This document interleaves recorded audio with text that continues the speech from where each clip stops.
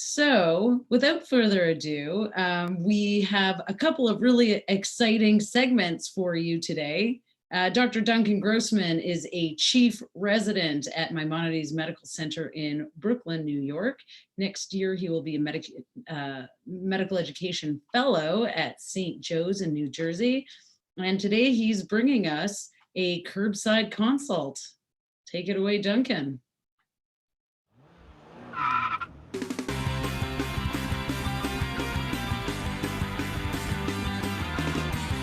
Hi, my name is Duncan. I'm a EM pharmacist at Maimonides Medical Center. I did my PGY2 in emergency medicine pharmacy here about 4 years ago, and I specialize in resuscitative care. Duncan, can you tell me from a pharmacology perspective why push-dose pressors even make sense? Sure. So when we look at any drugs that are continuous infusions, they typically have to build up to a level in the body known as steady state. Now, kinetically, steady state is defined as the amount of drug coming into the body is equal to the amount of drug being metabolized and eliminated from the body. Now, most drugs typically take about 5 half-lives to reach this steady state.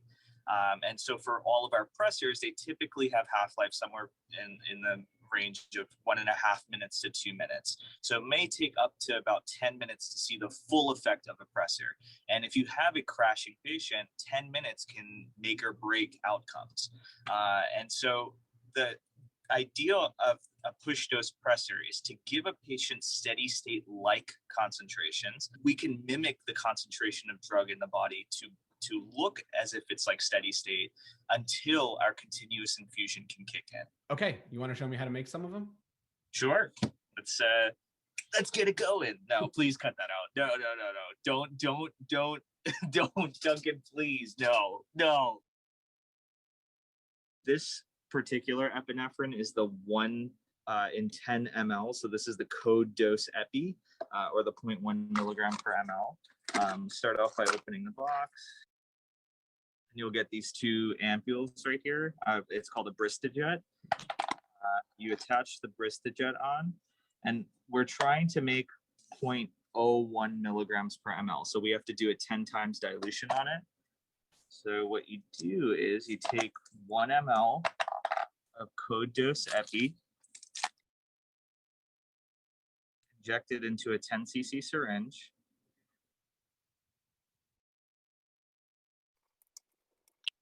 and 9 cc's of sodium chloride.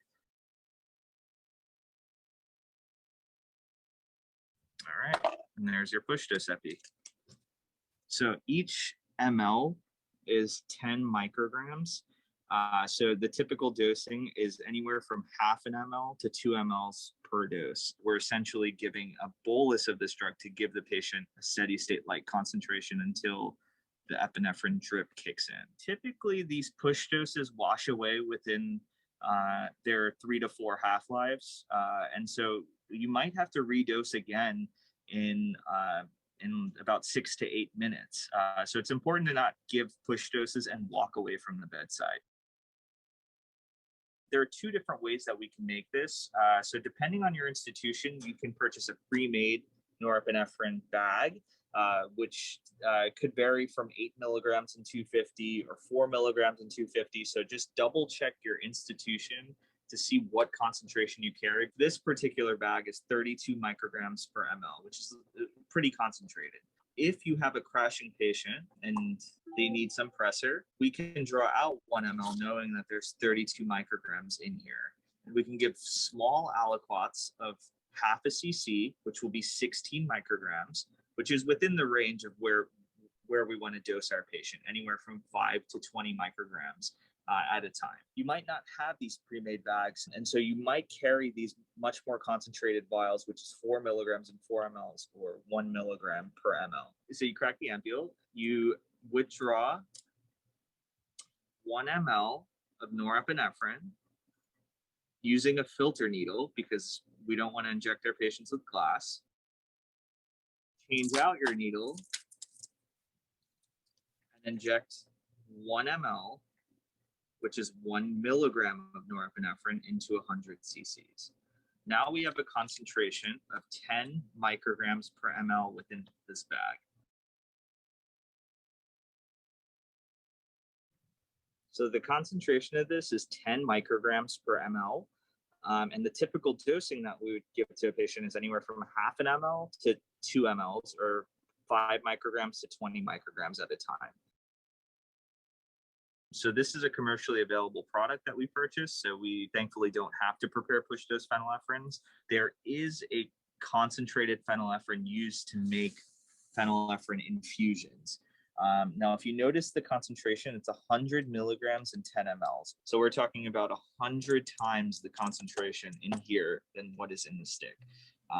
So I do heed some caution with using this because 100 times dosing errors have occurred before. There are many reports of it with this particular product. In order to prepare a push dose phenylephrine, you take 1 milliliter of this concentrated product into a 100 cc bag. So I'm putting 10 milligrams inside of 100 cc's.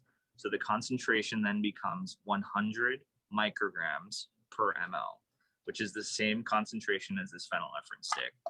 Now you can draw out of this bag and have the same concentration of phenylephrine in here as you do in this push dose phenylephrine. The push dose phenylephrine is 100 micrograms per ml, which is a little different from our other push doses, which are typically 10 micrograms per ml. Typical dose is anywhere from a half an ml to 2 mLs, which is 50 to 200 micrograms. If you were a crashing patient and I was gonna drop some push dose Pressors for you, what would you want me to give you? So I would prefer push dose phenylephrine just because of the sheer convenience of it. It's ready made in a lot of places. It's quick to get. It doesn't involve complex mental math. I would ideally want push dose Levophed in a perfect world. I think it's a superior pressor to phenylephrine in certain disease states, but in our imperfect world, push dose phenylephrine is probably your pressor of choice. And all right, thank you, Trisha. Thank you, Duncan. Bye. You guys have a good shift, okay? All right, see you later, Duncan. Bye.